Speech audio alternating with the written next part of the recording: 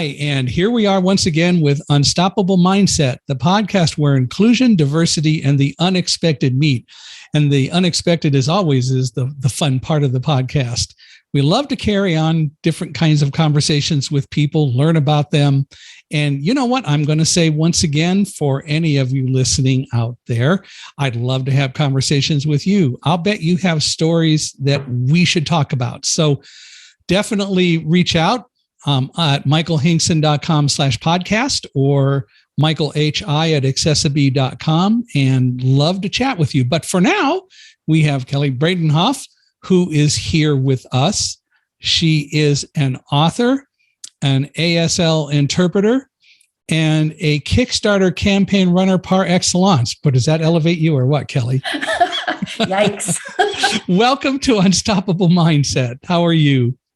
Hi, I'm great. Thank you for having me today. I'm really excited to be talking to you. Well, I'm really excited to have a chance to chat with you and learn all about you and learn why you're unstoppable. We started this podcast because we think that everyone has a story to tell. We all have had challenges in our lives and we've overcome them. And it doesn't need to be a huge challenge, but it's still a challenge is a challenge. And when we overcome it, that's great. And when we recognize that we did something that we didn't think we can do, then I think we fall into this concept of being able to move toward a mindset of unstoppability. And so we started Unstoppable Mindset, and we have a lot of fun with it. Well, why don't we start with your story a little bit? Why don't you tell us about you kind of growing up or anything about that you think we ought to know? Well, sure. Yeah, I'm a fan of your mindset, your podcast. I think this is just the coolest thing. So I'm, like I said, just super excited to be here today. I've been an ASL interpreter for more than 30 years and an author for just over 3 years. So although I'm a veteran interpreter, I'm still a baby author and publisher. I learn new things every day. So I guess you can teach an old dog new tricks. I guess I've moved around. One thing that's interesting about me is I've moved around quite a bit. I grew up in Connecticut. I've lived in Nebraska, Boston, Hawaii, Seattle, and then now we've been in Nebraska for quite a while since Boston, then. huh? Boston, huh? Boston, yes. So can you say it? Pack your can and have it yard? Of course, of course. My uncle is from South Boston, and so he married my aunt who's from upstate New York. And listening to the two of them talk was so fun. I lived with them for a summer in college, and I just had such a fun time, especially if they had a little discussion or something, and they get the voices raised and they start going in their accent. They revert. Yes. I lived in Winthrop, Massachusetts for 3 years and spent some time in the Boston area before then. I've been back a little bit, but I love the accent, but I love Massachusetts. I love New England in general. And my wife and I have a story about Mystic, Connecticut. We were going there for something, and I don't even remember what it was. And we were traveling the right way, but we were traveling a lot further than we thought we needed to get to Mystic. So ever since, I've been saying that one of the things about Mystic is it moves around and doesn't stay in one place. So I'm sticking to... My only memory of Mystic is going there on probably a 6th grade field trip. And, afterwards at the field trip, they take you through the gift shop, and I bought a little pewter whale. Ooh. Well, yeah, I'm sure I still have it somewhere on the bookcase somewhere in my house. We stopped at a restaurant there the second time we went to Mystic, and I'm still convinced it wasn't in the same place it was the first time. But we went to a restaurant and sat right along the river and watched the drawbridge coming up, which was really fun. That is really fun. Yeah, definitely. We love New England, and I hope that we get a chance to go back there. I have all sorts of stories about Boston. I went a lot over to Thanel Hall and to Quincy Market and ate at Durgan Park. Have you ever eaten there? I have eaten there. Yes. I love Faneuil Hall.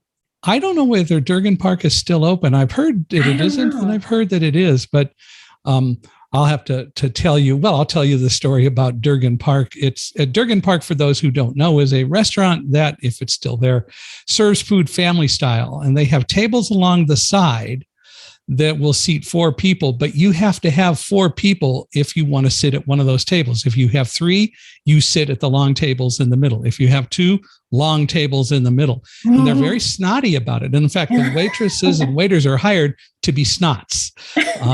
It's all an act, but they're supposed to be absolutely obnoxious. They're what some people would say the typical closed New England style of being, if you will. But anyway, we go into the restaurant one night, and it was me and 2 other people and my guide dog, Holland, who is a golden retriever with the most luscious eyes in the world. And the hostess said, I'm just going to let you guys sit at one of the tables for 4. So she seats us, and the waitress comes over and she says, "What are you people doing here? You can't sit at this table." And I said, "Well, the hostess put us here." "No, she didn't. You just snuck in here. You can't sit at this table." And she yelled at us, and we said, "No, we got to be seated here because we have a guide dog under the table." "No, you don't. I don't believe that. You're not going to fool me with that. You can't sit here." And she just went on. Then she goes away, and she comes back and she says, "You can't sit here." I said, "Look under the table." Finally, she looks. There's these eyes just staring back at her, and she just melts. And the next thing we know, she goes away. And one of the things about Durgan Park is that when they serve prime rib, it's a huge piece of prime rib that takes the whole plate. She comes back with this plate. She said, "Somebody didn't eat much of their prime rib. Can I give it to the dog?" Aww. And it was great. But it's just fond memories of all over Boston. So I'm glad you had a chance to be there. Definitely. Well, enough about me and that. So you've lived all over. We have moved a lot. We haven't moved a lot recently, but when I was younger, I moved quite a bit. Yes. What caused you to be moving around? We grew up in Connecticut, and then in high school, my parents decided. My mom's from Nebraska, and my dad's from upstate New York. So when I was in high school, our family moved to Nebraska. And then when my husband and I first got married, he worked for a construction company who moved us to Hawaii for 5 years. That works. That worked. That was a great honeymoon. We'd only been married 6 weeks. And so that was a 5-year honeymoon. That was awesome. Our first couple of kids were born there, and we decided that after a year or so, they really didn't get to see their grandparents very often. So we decided to move back to the mainland, and we made a stop first in Seattle, and then we came back to Nebraska. So we've been here for quite a while, but I really enjoyed getting to experience all the different cultures and all the different places. And I also have a very soft spot in my heart for New England too. Well, it's great to live in various parts of the U.S. It shows what a wonderful and just incredible country we are, with all sorts of different cultures that can really blend and meld together to form what we get to experience if we only keep the culture going as really we are the melting pot. And that just makes it so great when we get to see that. I totally agree. Yeah. So how old are your kids now? They are grown up. We have 4 kids, 3 boys and 1 girl. And so the oldest is going to be 29. And our youngest just graduated from college last year. So he's 22. In Nebraska? In Nebraska. We're all Huskers. Everybody's a Husker. Go Huskers. Go Big Red. Yep. So, but we have 4 grandkids too. So that's a lot of fun. And we're really lucky they all live in town. So we get to see them quite a bit. That works. So you fixed it up. So you now have this Bradenhoff ghetto, if you will. Yes. My Twitter handle is actually in Brockenville, because one of my friends quite a while ago used to tease me that I was trying to create my own village. So we call it in Brockenville. There you go. That works. Nothing wrong with that. Well, So I know you're an author, and I know that you are an ASL interpreter and so on. Tell me how you got into being involved with ASL and a little bit more about all that. Sure. In high school, I volunteered at a camp for deaf kids. My parents wanted me to do something in the summer and stay out of trouble, so they kind of sent me to go volunteer at this camp. And I didn't know any sign language, so I got a book and I started trying to figure out a few signs before I first went to this camp. Of course, the first few weeks I was there, I had no idea what anyone was saying because they were all using sign language and I didn't know it. But by the end of the summer, I had learned quite a bit and I had made some really good friends. And I just kept learning during the school year when they were all gone. I kept taking classes and reading more books, and it actually turned out to be the language that I took when I was in college. It counted as my foreign language. And I just kept learning and hanging around with deaf people. And eventually my mentors in ASL, the deaf people that I was friends with, invited me to try interpreting for them. And if I had known, I wasn't very good, but they were very kind and they asked me to interpret. So I did. And it just ended up kind of something I fell into. It wasn't something I intended to do, but it's become my whole life's work and I really like it. So is that kind of a full-time job or your vocation then? Yeah, I would say it's it's hard to say what's my vocation because I also really love being an author, even though I haven't been published until recently, but I've been a writer my whole life. In college, I actually majored in English, and I always wanted to be a writer. I guess the interpreting thing just kind of was a very long detour, but I always wrote even when I was interpreting and raising my family and stuff. So once my kids started getting into high school and college, and I started looking around for something to fill some of my empty hours, that was when I really got serious about finishing my first book. Well, from an ASL standpoint and interpreting, it certainly is something that's a little bit different. What have you learned about deafness and disabilities and so on from being involved in all of that? Oh my goodness.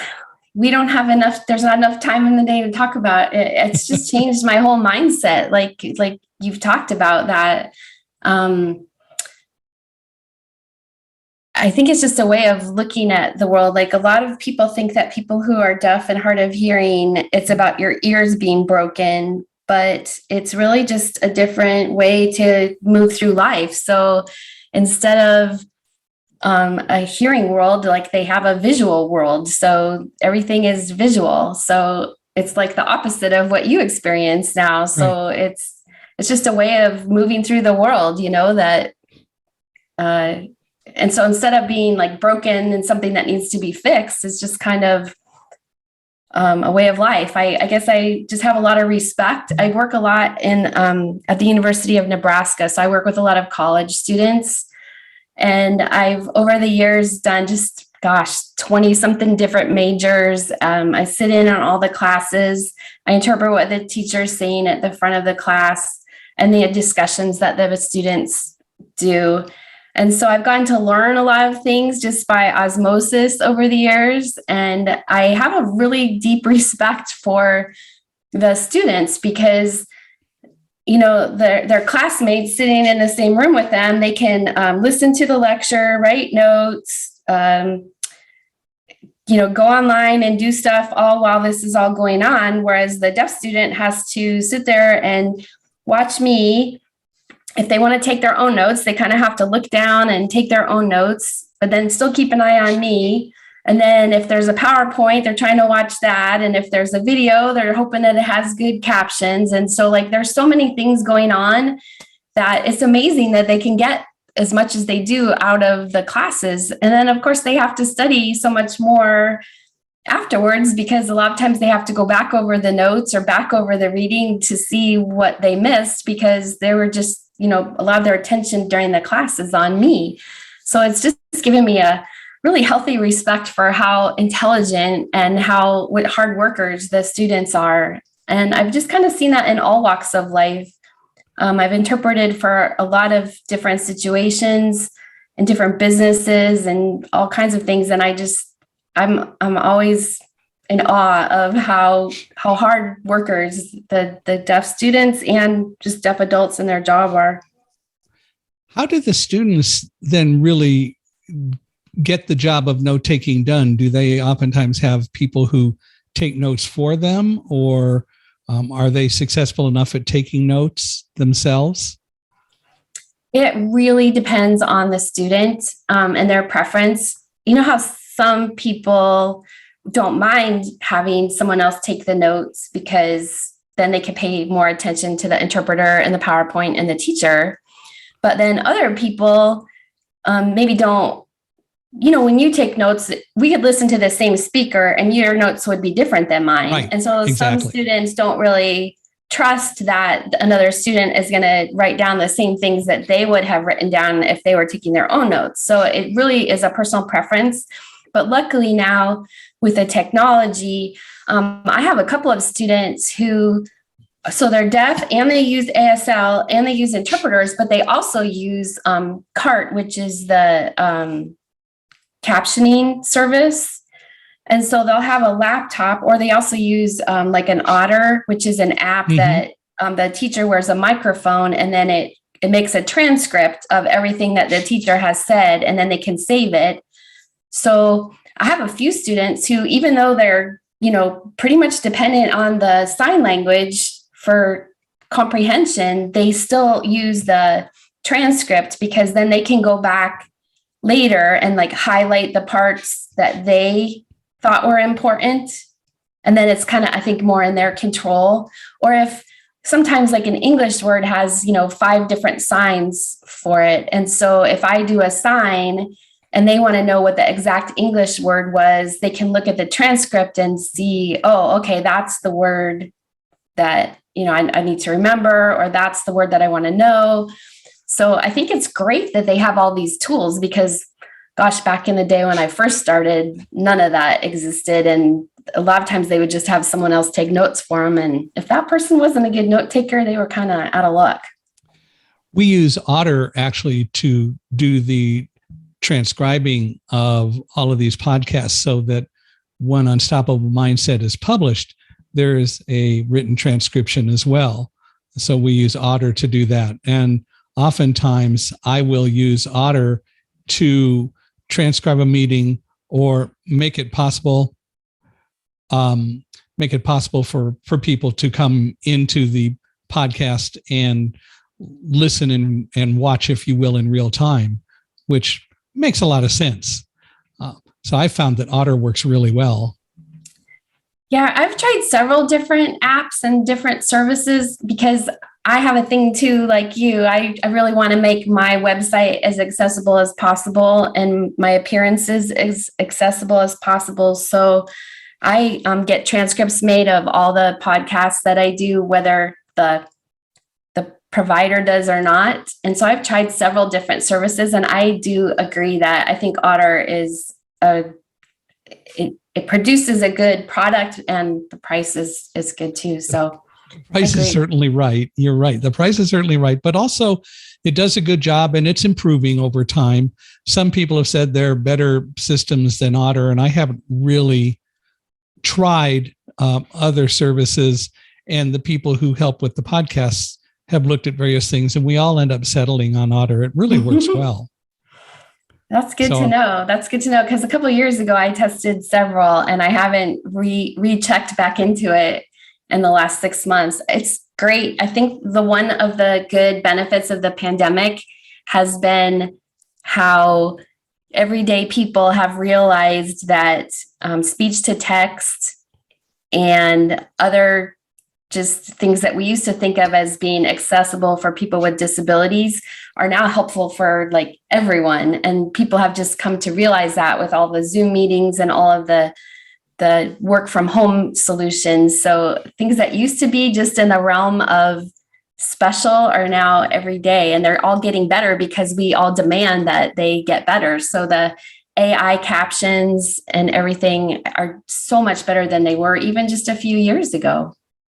Well, and look at that. You bring a very good point to light, which is that oftentimes there are things that we use that when other people start to use them, first of all, makes them much more affordable, but also that will cause them to improve a lot more than otherwise they would have.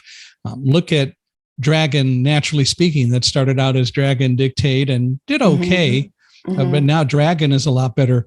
I don't think that it transcribes as well as Otter does in terms of plugging in punctuations and so on. But I'm not surprised, or wouldn't be surprised if that improves over time. But when you look at what Otter does, it's pretty incredible. It is. It really is. And what's incredible to me is the short amount of time that it's gotten better. So yeah. I think that's great. But like you said, I guess it's sad to me that it took a pandemic for enough people to use the tools that we've all been using for years to, demand a higher quality and a lower price. But I guess, if that's one good thing that comes out of all this, then that's great. I think we tend to just get locked into doing things one way, and we, for whatever reason, tend to be very slow at looking at other options. And you're right, the pandemic has made a significant difference. And look at how many people are using Zoom as opposed to pre-pandemic, yet Zoom has been there. The other thing that we've noticed along the way with Zoom is that they have deliberately and absolutely focused on accessibility and inclusion. So when a person who is blind encounters a problem with Zoom and something isn't working right, there's a process to report that. And we find that very quickly it gets resolved because they have a whole team working on issues to make sure that Zoom continues to be very inclusive. Yes, I agree, because I think when we first started with Zoom, the only way you could have captions was hiring a person to physically do the captions. And then once they started making them automatic and everything, that was huge. That was huge. I'm glad to hear that they have a team doing it. And I agree, their improvements have been amazing. I don't want to put Zoom on the spot, but have you compared Otter with the Zoom automatic closed captioning? I have. I guess if I just stop and think about it, I think they're pretty similar. What's actually kind of funny is when I will do a large meeting on Zoom where I'm one of the interpreters. So I'm one of the little heads in the Brady Bunch group of right. people on Zoom. So I'll interpret for some of the deaf people in the meeting. And what I'll do sometimes is I'll turn on the captions because, occasionally I might have a hard time hearing someone talking, right, or I might miss something or whatever. And so I can look at the captions and see if, try to correct myself or, check my accuracy. And so I have seen some pretty bad interpretations or transcript on Zoom and on Otter where things just don't come out right. It's definitely for people who speak like standard, slow American English. Once you have any kind of an accent or if you speak too quickly, then the captions pretty much everywhere are a lot harder to understand. But like I said, I still think they've gotten a lot better, which is awesome. They have. I only asked that just out of curiosity because I know that the service is there to do automatic transcription or captioning. And I've never asked anyone exactly how well it does, except I've heard that it does a good job, but I've never compared it to like Otter or something. When I bought Otter for Teams, and the reason I did that is so that it is now set up and integrated with Zoom. So it automatically starts when I open a Zoom meeting. And what I do usually is unless there's a need to, I will stop it, but it automatically starts when I come into a meeting that I initiate. And that's great because then I don't even have to think about it. And it's an effort of volition if I want to stop it. Oh, yeah, that's great. I didn't realize you could set it up that way. That's awesome. Yeah, the Otter for Teams, I think, unless the price has changed, it was like $240 a year.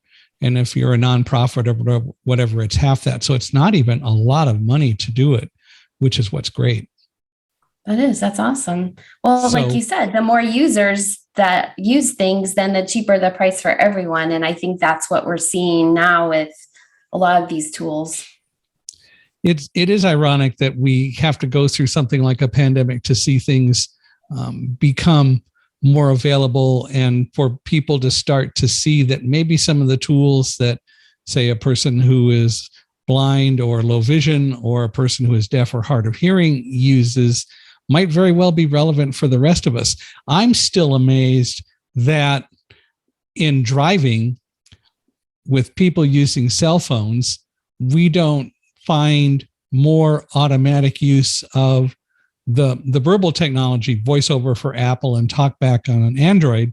I'm surprised that we don't see more use of those verbal systems in the driving experience. There's no reason not to do that and do more to keep people's eyes on the road.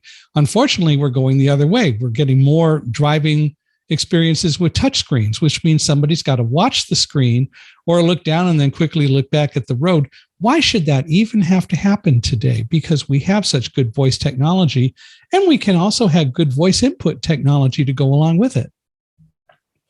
That's an excellent point. That's so true. Yes, there's definitely, all the fancy touch screens, but when I got my latest car, I had to sit in the driveway with the owner's manual for an hour just to figure out how to reprogram the clock. So You definitely don't want to be doing any of that while you're on the road. Well, if you, and I love Teslas, and I think that the technology is great. It is demonstrating the state-of-the-art technology that's out there, but it's all controlled by a touchscreen, which means as a blind passenger, I can't even do what a passenger would do to tune the radio or turn on a podcast or turn on whatever other services are available, much less anything else, because it's all touchscreen. And there's no reason for that today. We should be able to keep people's eyes more on the road, even if you have the Tesla Copilot function, which can take over a good part of the driving experience. It's not an autonomous vehicle software, but it can help with the driving experience. People should be keeping their eyes on the road, not watching a touchscreen. And I'm still amazed that we're not seeing more people recognize the value of audio input and output. I did not realize that. I rode in my first Tesla just a few months ago, and it was really neat, but I guess I just assumed that they had voice input things. I mean, wow, that's really shocking. As fancy as that whole system is, that is very surprising. Well, let me rephrase it slightly. Write an email to Elon and say, hey. Well, let me rephrase it a little bit. There is availability of voice input for some things, but it's not an automatic process. So you have to invoke it, then you have to do something, I think, to make it work every time you want to use it. What I'm saying is it should be as much a part of the driving experience as anything else. And I'm saying it should be more a part of the driving experience than using a touchscreen. It should be automatic. And we don't do that. We're too used to eyesight, and we think that eyesight is the only game in town. Just like I'm sure that people who are deaf or hard of hearing would say that most people think that hearing is the only game in town. And in reality is neither is true. Exactly. I've said for years that people with people who have eyesight have their own disability, and that is they're light dependent. They can't do things without light. Thomas Edison, as the Americans with Disabilities Act would define it, developed a reasonable accommodation for light dependent people when he created the light bulb. Let's get real. And I don't mean that facetiously. It's true. It is. It's unfortunate that people are so locked into doing things one way that they're missing opportunities to make driving safer. But there you go. I love that. I love that idea. I think you should make that a thing. That should be a political movement. I love that. Yeah, well, we got to get Elon to go along with it. Well, he's kind of busy with Twitter right now, so maybe He once is. he gets that all wrapped up, then he could focus his brain power on this. Well, once he gets it set up, and if he's going to do Twitter, then we'll start doing tweets. Oh, there you go. There you go. What a world we live in, right? It's kind of fun. So you said that you've done a lot of writing. You've been very much involved in writing since college and so on. Why do you like writing so much? Honestly, I don't know. I think it's just how I think, how I process things. It's communication, talking to people like you. That's just kind of how I think. It's just what I do. It's just who I am. That's a pretty simple answer. Well, hey, it works. It works. So you said you just pretty recently got involved in starting to actually write books.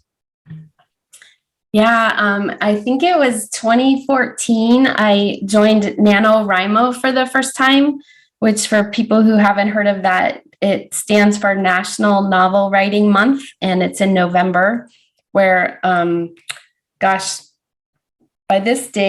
last year, I think it was around 750,000 people around the world try to write 1,667 words a day for 30 days, and you come up with a 50,000 word manuscript by the end of the month.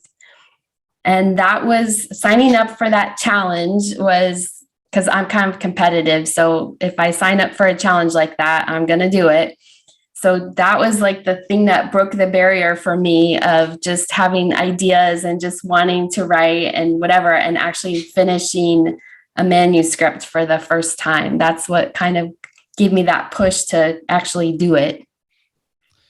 So what, did you publish your own books, or are they published through a publisher, or what? Yes, they are. They're self-published. I tried for about a year to publish or to find an agent and all of that for my first one. And then at the same time, I was also checking into self-publishing.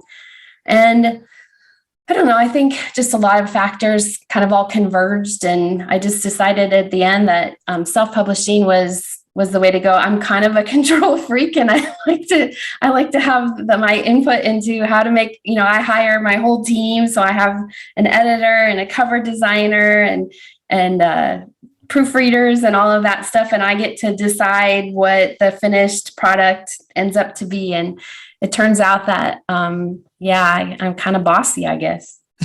You have a publicist who helps with the PR and all that? I do.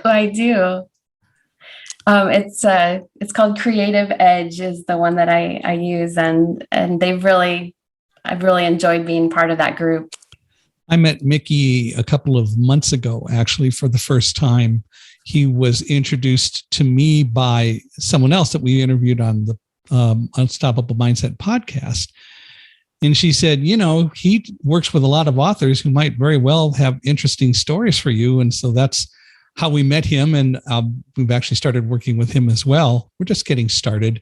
But having written Thunderdog, which was, and we're blessed by the fact that it was a #1 New York Times bestseller, and it was published by Thomas Nelson, part of HarperCollins now. But then we self-published our second book, which was called Running with Roselle, which was kind of more for youth, but more adults buy it than kids do. And it's the story of me growing up and Roselle growing up, and then how we met after she became a guide dog in training, and she became my guide dog, and, kind of went from there. But I love writing, but I haven't done that much of it. We are starting to work on a third book, and that'll be a lot of fun. And we just got a book contract for that as well. So that's pretty exciting.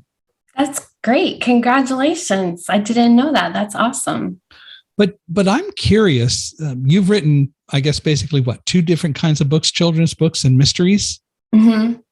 How do you do mysteries? How do you come up with a plot, and how do you make it all come together? Because I think mystery writing has to be, if you do it well, it has to be a real challenge to come up with not only a plot, but create all of the scenes, do all the things that you need to do, and essentially keep the solution hidden until the end of the book, unless there's some value in presenting that earlier. And it's really how you get there.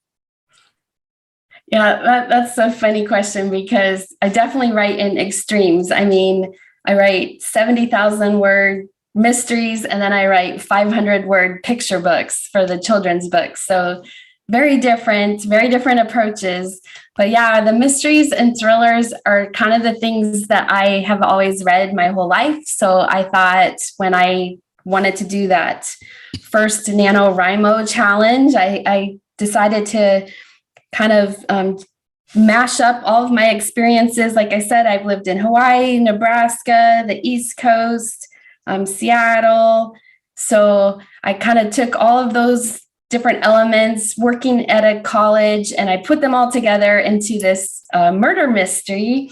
And I got about 2/3 of the way through and realized exactly what you said, that writing a mystery is hard. It's actually one of, I think, the most difficult genres to do, because exactly for the reason you said, you want to make that mystery puzzle complicated enough that it can't be solved too early.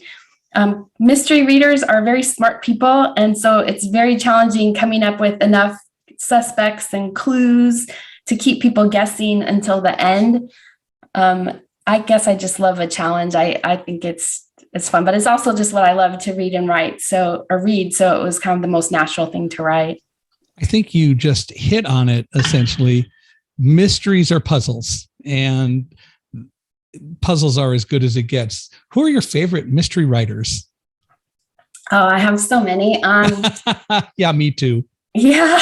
I think like the ones I kind of grew up with was like Sue Grafton. So the letter A is for alphabet. Those Janet Ivanovich. There's Stephanie Plum series. Stephanie Plum. Hey, come on. We all love Diesel, but that's another story. Oh yeah, Diesel's awesome too. Well, I'm sure you said you lived in New Jersey, right? Oh yes. Yeah. So I'm sure very familiar with Princeton. Trenton and Stephanie. And Trenton. Stephanie Plum. And then I also just love like John Grisham and James Patterson and Michael Connolly. I mean, gosh, it's all, I haven't really met very many mysteries that I didn't like. Yeah. My favorite still is Rex Stout with the Nero Wolfe series. Oh yeah. Yeah. I've never solved any of his books before the end, and I worked at it. I love Mary Higgins Clark, but I was able to basically figure out all of the mean people in that before the end of the book. Mm-hmm. Still, they were fun to read. It's fun, right? I mean, as long as it's a good story, even if I've guessed or have an idea of who did it by the end, as long as the characters still keep you in it, and a lot of times the setting is kind of a character too, then I don't mind, reading to the end to confirm that I was right. I think what's funny, since I became a writer, and I don't know, you can tell me if this is true for yourself, but since I became a writer, an author, I'm kind of ruined for reading. Like I read a lot, but I read now to learn and to see when I read a really good book, I love to pick it apart and see why it's good, and not just the structure of it, but like if that paragraph was beautiful, I'll go back and read that paragraph several times and try to figure out what is so great about that paragraph. Or when someone throws a twist or a turn in, or I thought I knew who it was, and then at the end I find out it was someone else. I just love that that thrill of like, oh, you fooled me, and I really like to think about all of that. But that means that a lot of times I'm not really enjoying the book. I'm like studying the book. And so I have found that if I really get so sucked into a book that I am not doing that, that means that it's a really, really good book, because if it took me out of my analysis into just enjoying it, then that's the mark of a very good book. Sue Graff passed away from cancer. Did her last book ever get published? Because I don't think she finished it. Did she?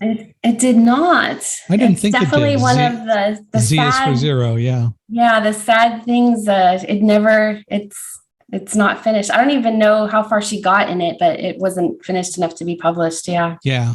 I guess that's kind of what happened. But her mysteries were definitely some of the best. and we read them all, and some twice, which is always fun. If I want to read a book a second time, and I don't have that many hours in the day that's easy to do, but if I want to read a book a second time, then I know that there is something about it that I must have enjoyed. And we read here a lot of books on audio, Audible and other sources. The reason we do is that instead of watching TV, we pipe books through the house. My wife has learned to listen to audio, so we listen to books together. What I've been occasionally finding are editor mistakes where they said something and then later on referring back to something, they say something different. Somebody messed up in editing it. And I don't see it often, but I do occasionally see it, and I always find them, which is kind of fun. It's funny because, even though my books are self-published, I work really hard not to have those kinds of errors. Yeah. They go through an editor, at least one editor, numerous beta readers, numerous proofreaders. And then, 6 months after I publish it, I'll open it up and I see a typo. And it's like, at first I used to get so frustrated at that. And then now I saw something one time on Facebook. It was like, cheers to you, you typo. You made it through 3 rounds of editing, 10 proofreaders, and you still made it through. You go, When I was in college, we used in freshman and sophomore physics a series of books called the Berkeley Physics Series, because it came out of there. And I had a dorm mate who looked in detail at every single book, looking for a mistake, because he said a lot of books, there are editing mistakes. And he said he finally found one in one of the Berkeley physics books, but he said it was so fun looking just to see any error, and he couldn't find them in the Berkeley physics series. It was just incredible that he spent that time. On the other hand, he was an excellent student, so I guess he learned from it as he was reading. I have a niece who's a doctor, and some textbook company paid her. I don't know if she just got free books or if she actually got paid. Her last year of med school, they paid her to go through as she was going through the textbook, to note down any errors that she found. See, it's always good to read as much as possible and proofread as much as possible. And you're right, there's nothing like a good editor to help. Right. Exactly. So how hard was it to write your first mystery? Oh, Must have been a lot of courage. It was a lot of, I think I must have gone through 10 or 15 drafts. It took me 5 years to finish. It was ugly. There was a lot of tears, but you just learn so much. I kind of consider it like getting a master's degree. Just did it at home with my own process. But, I just had to learn a lot. You have to be humble. You have to be willing to accept criticism and advice from other people. But I feel like it taught me a lot. And of course, then the second book teaches you even more, and the third, and, each one you do, I think you just learn more either about yourself or about writing. I love to read books about writing craft and how to do better. I want every single book that I write to be better than the last. I think most authors are that way. Do they get easier the more you write? That's a funny question, because I'm right in the middle of writing my 4th mystery right now, and I've been stalled for quite a while. And what it's taught me is just about myself and my process and what I thought my process was, versus what I'm finding. I thought I could speed it up, but it's actually making me slow down. So that means that I was not speeding it up correctly, if that makes sense. Yeah. Well, and I don't know whether it becomes easier or not. I have been very blessed. When we did Thunderdog, I had someone to collaborate and help with it, Susie Flory. And that happened because she actually found me, because she was writing a book called Dog Tales, which was 17 stories about dogs who had stories. And she wanted to include Roselle in that, and she did. But as we discussed my story, she said, you should really write a book. And so we got started down that road. And I met her agent, who became my agent, Chip McGregor, on Thunderdog. And we had a good time and collaborated well. And I think that there was a lot of value in that for me, because I know that I don't have the writing experience as such, but I know what's good when I read it. And I also know that I can add value. So we really had a very collaborative process of writing Thunderdog. A lot of it is hers and a lot of it is mine directly. And we blended the two, which was great. Now with the third book that we're getting, which is getting ready to do, which is going to talk about fear and controlling fear and people learning that they can overcome fear and not let it blind them, if you will, to being able to make decisions. The working title is A Guide Dog's Guide to Being Brave, and I'm doing that with a friend of Susie's, Carrie Wyatt Kent, because Susie is in a PhD program. Yeah, we love the title. We'll see what the publisher does. We've got a contract for it. We'll see what the publisher does with it over time. But so far, everybody likes it. That was a Carrie creation, because I was going to call it Blinded by Fear, which is more accurate in some senses. But I think A Guide Dog's Guide to Being Brave is a lot better title. Yeah, it reminds me of that one. Is it The Art of Racing in the Rain? Yeah. Yeah, it kind of reminds me of something like that, where it's a little off of what the theme of the book is, but it's still engaging, and it makes you want to know more about it. It was a good book. And so you said something that really resonated with me. You said, I know what's good when I read it. And I think that's a big obstacle for beginning writers. And is that usually if you're a writer, you're a reader first. And so I've read tons and tons of great books, and I know what great literature is, and I know what a great story is. And then when I write my first one, it's not very good. So you kind of have that huge gap between what you know is good and what you produced. And so it's hard. You have to overcome that feeling of my stuff is really bad, and you have to work really hard to make it as good as you want it to be, as good as it is, to be able to actually share with the world, to get up to that level of what your bar is, the bar that you've set. And so I think that's something that it's a barrier to a lot of people. And that's where I think a good editor comes in. Yeah. Yeah. Well, look at John Grisham. You mentioned earlier, the first book he wrote, if I recall, was A Time to Kill, but it was the third one published. The first one that he wrote and it was published was The Firm. And then I'm trying to remember what the second one was. Was it The Pelican Brief? The Pelican Brief, right. And then A Time to Kill, which was the Jake Brigance initiator, if you will. But if you look at all of them, you can see how the books evolved over time and his writing style. So it is a natural progression. And I mentioned Rex Stout and Nero Wolfe. If you go back and read Fer de Lance, which was his first book, and you compare it with especially much later writings, you can see changes, but you can see where everything is starting from. And you get engaged. And in fact, Fer de Lance was not the first Nero Wolfe book I read. By a long shot, it wasn't the first. But having gone back and read it, even though everyone in the book, all the characters developed a fair amount since then and his writing style improved, it was engaging. So go ahead. No, you go ahead. Go ahead. Well, tell me about your mystery series. Sure.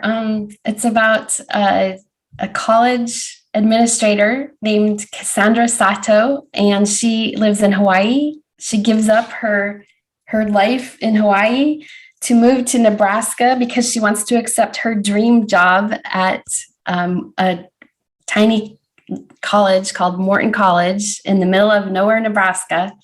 And her eventual goal is to become a college administrator or a college president. So she thinks this is, the path that's going to get her there. But of course, moving from Hawaii to Nebraska is a very, very large culture shift. And so she encounters all kinds of problems, discrimination, barriers, everything. And a few months into her job, a student turns up dead on campus, and she has to be part of the group of people who figures out what happened to this student and then find justice. Yeah, come on. Cassandra really did it, and she's just been hiding it through the whole series. Yeah, that's the end of the series. It was Cassandra. All right. That'll come later. That'll come in about the 100th book, right? That's awesome. When Karen and my wife and I are talking about who did it in various books, we usually do things like that. We've been reading a lot of the we've read J.A. Jance too, but the J.D. Robb books, the In-Depth series. Have you read those? And so I've not read very many of those now. We oftentimes will spin a story how Eve Dallas really did it, or Rourke did it, and have just a lot of fun with it. But again, a great series of books. There's a lot of sex in those books, but they're still J.D. Robb, mysteries. Yeah. But they're great mysteries. Yeah. So, a lot of times people like the ones that I write. Well, obviously I have 4 kids and grandkids, and my kids would cringe if they had to read a sex scene that I wrote. So, my kids were like high school and college age when I started writing. So I decided all the sex in my books is going to be behind closed doors. And yeah, nobody wants to have their mom. Yeah, no. I've talked to several authors who say that, one who said, I would never let my daughter or my wife read the books, or I changed the sex so that they could read them. But the value of having them read them is they're great critics. And so it's worthwhile. But yeah, it is fun to see how people react. But, a mystery doesn't need to have all the violence thrown at you right out in the open, which is why puzzles are so great. James Patterson tends to be a little bit more violent, but not nearly as violent as he could be. So we've always enjoyed, of course, the Alex Cross series. Mm-hmm. Yeah, there's such a huge variety in the violence level and all that stuff. I myself, I have a pretty vivid imagination. I don't really need people to spell some of that stuff out for me. My mysteries are technically like cozy mysteries, which kind of means that there's no like blood on the page. There's no swearing. There's no sex. So like even, high school kids can read them and that kind of thing. So I guess that's just, I just write what I like. So that's only because that I like to read. So that's what I like to write. Come on, that's only because Cassandra's trying to hide everything, but we know the truth.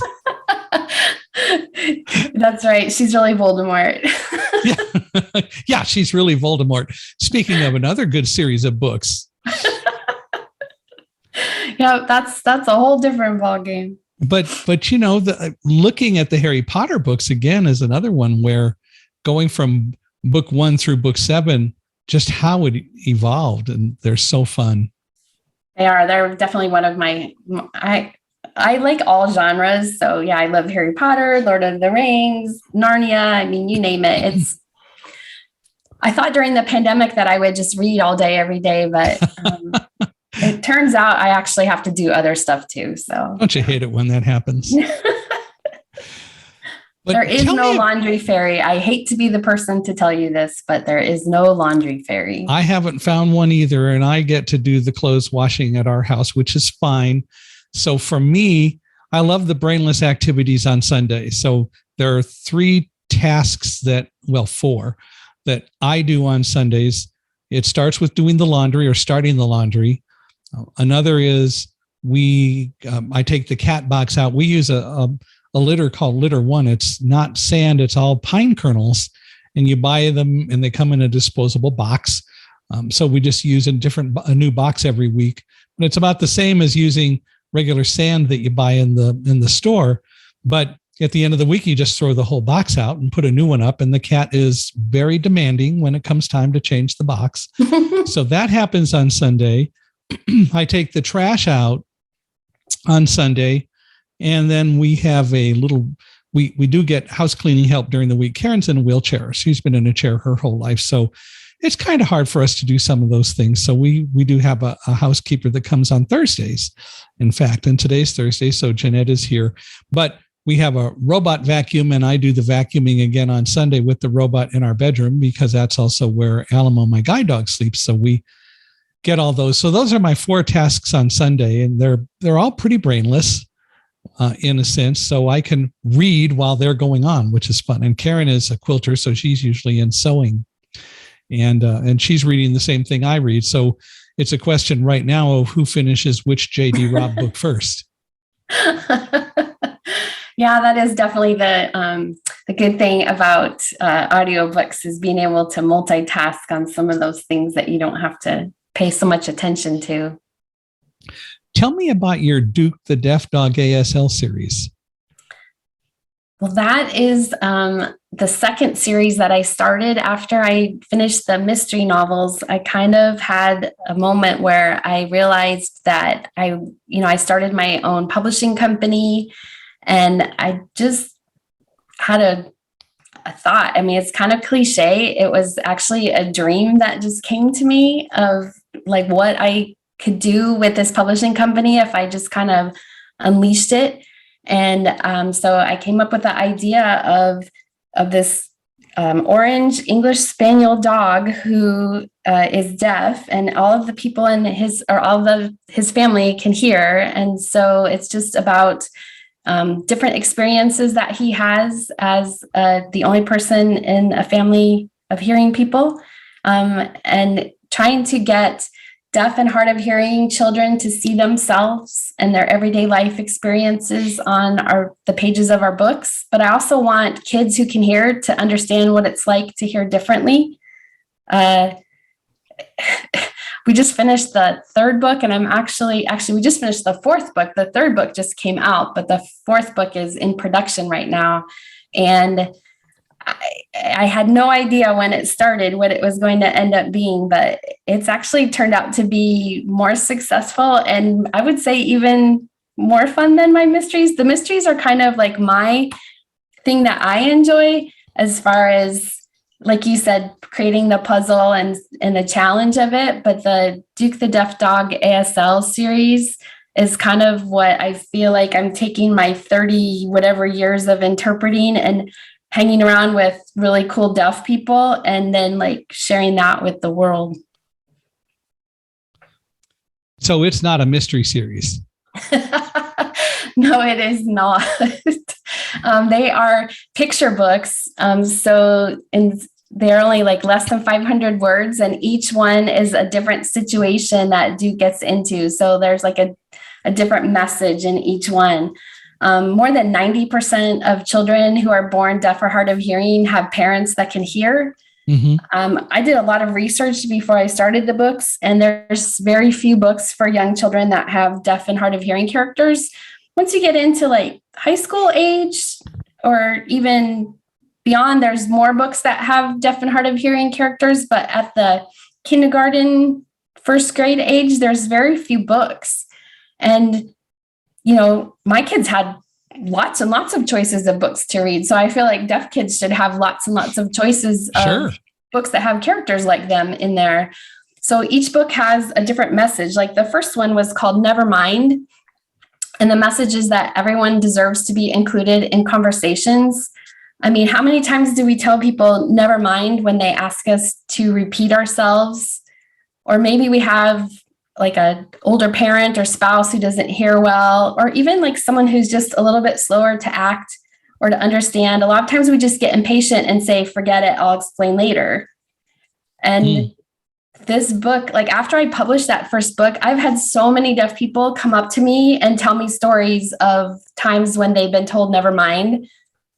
And, they thanked me for sharing their stories, because they want hearing people to understand how hurtful those words are and what it feels to be left out.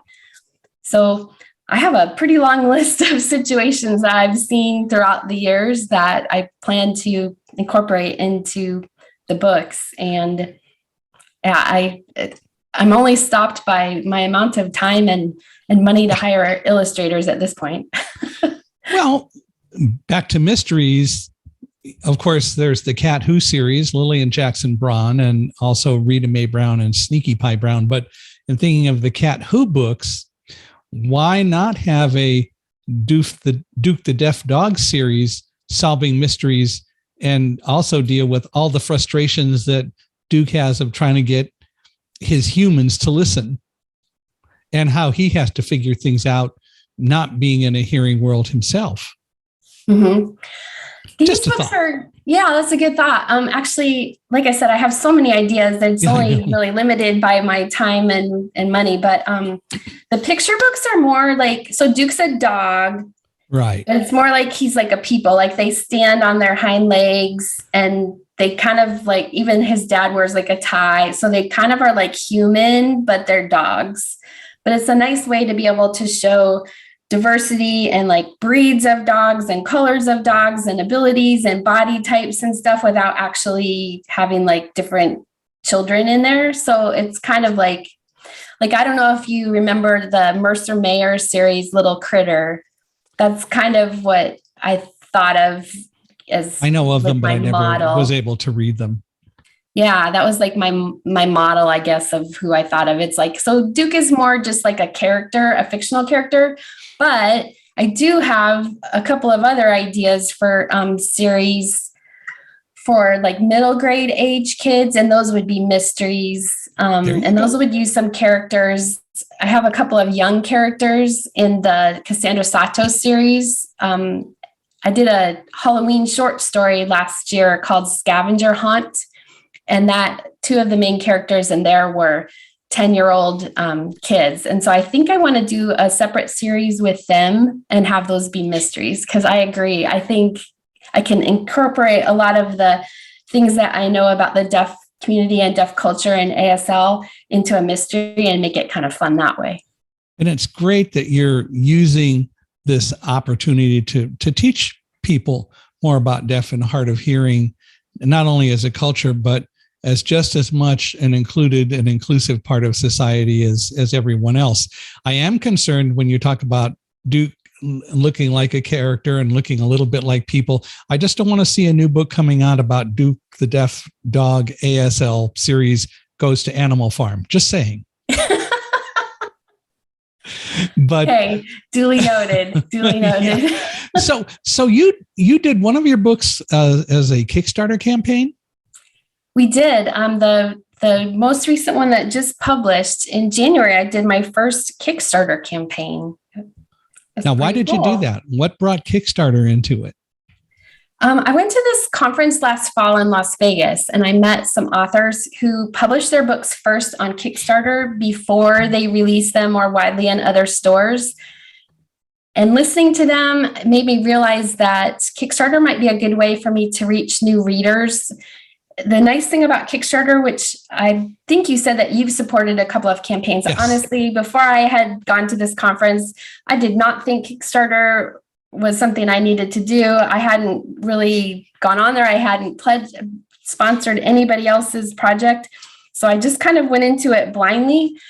But I realized that the cool thing about Kickstarter is you get to develop a direct relationship with people who want to buy your product. So in my case, it's a book, but I've gone on there, and since then I've supported all kinds of different projects. I've done a board game and a coloring book and a purse. And I mean, there's so many neat creative ideas that people come up with and put them on Kickstarter just to see. So then the customers can come on and pledge money towards that product and say, yes, I think that's a great idea. The world needs that.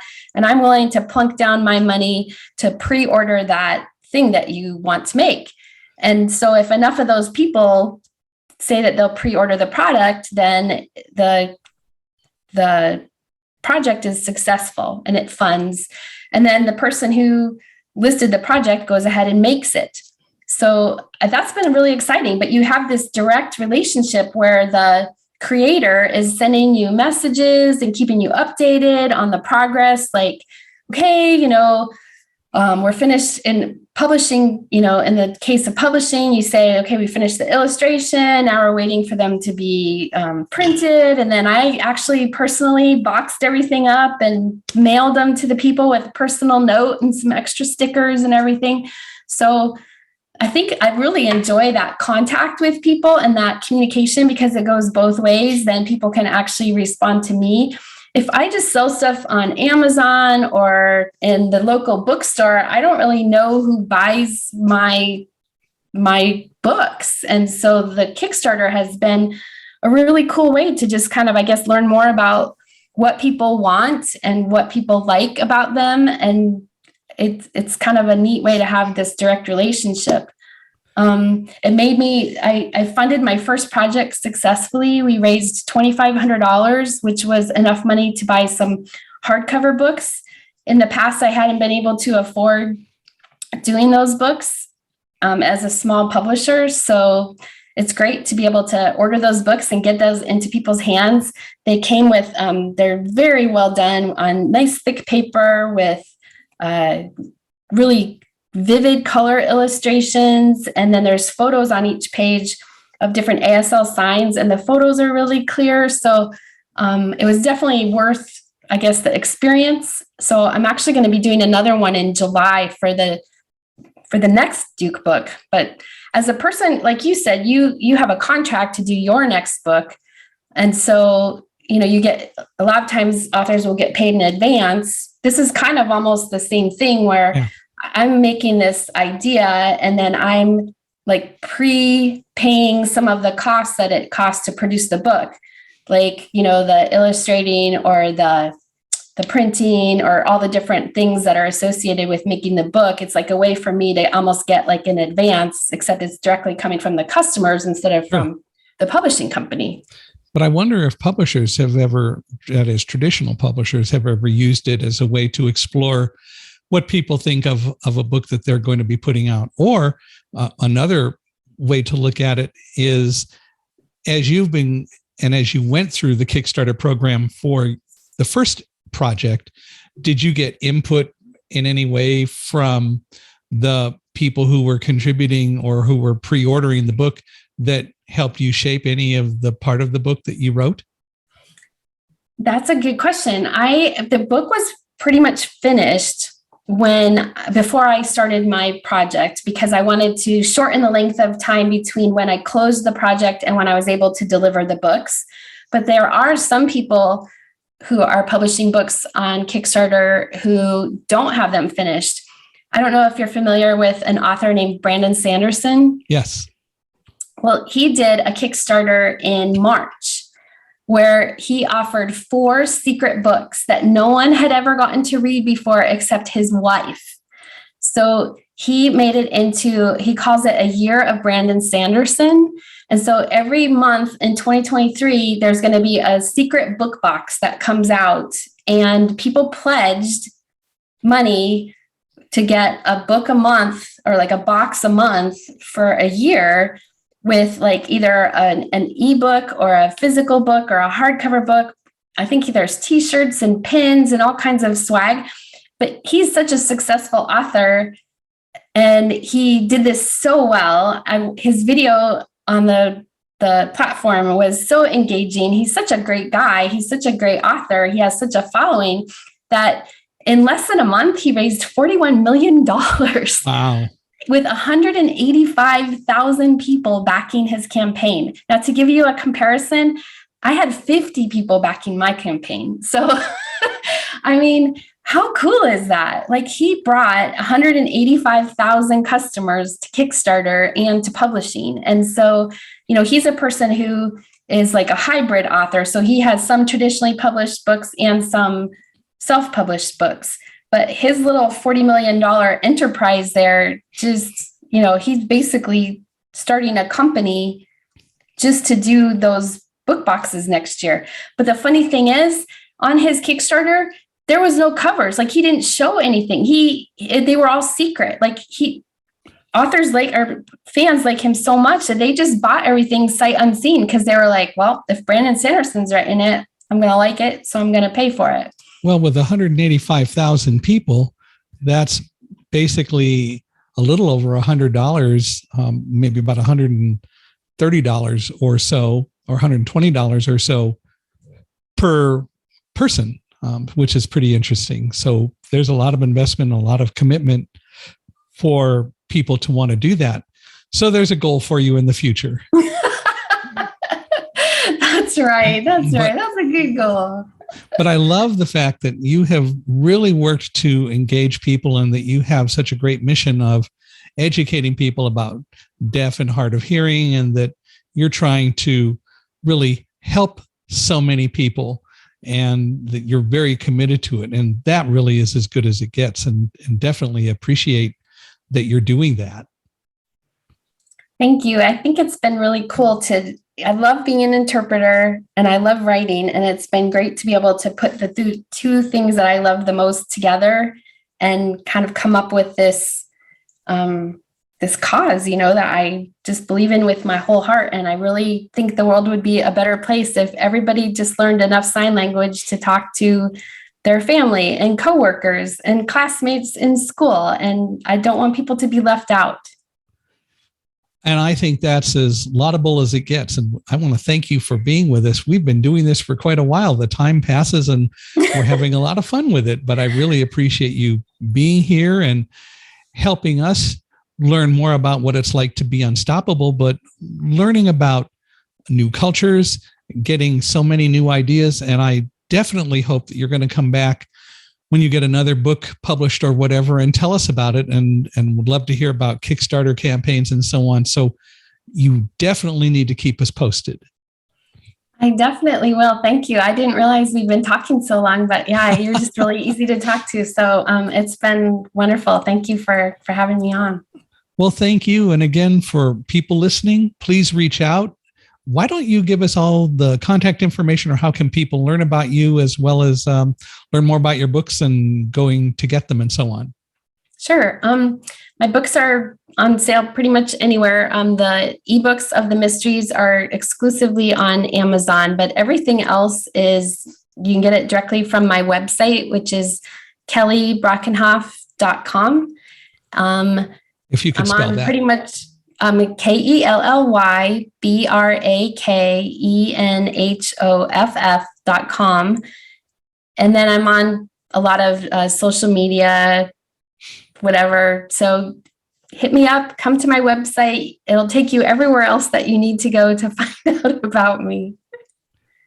Well, Kelly, thank you for being on Unstoppable Mindset. This has been absolutely fun and enjoyable, and I hope it is for everyone who listens. And you're right, we've gone on a long time, but it's worth it to hear the insights and all the things that you have brought us. So thank you for doing this. And for all of you listening, please reach out. Love to hear what you think about this.